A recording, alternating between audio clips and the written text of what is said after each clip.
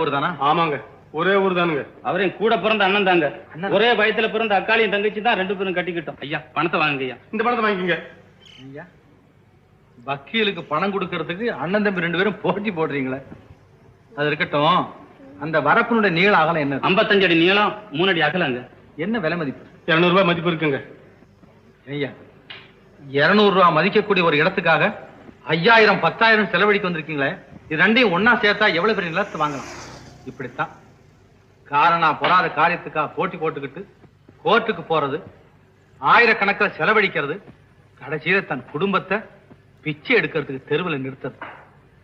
1000 இருந்தாலும் அண்ணன் தம்பிங்கிற உறவு பாசம் இருந்தா உங்க 2 பேர் வயலுக்கு மத்தியில ஒரு வரப்பு இருக்குமா?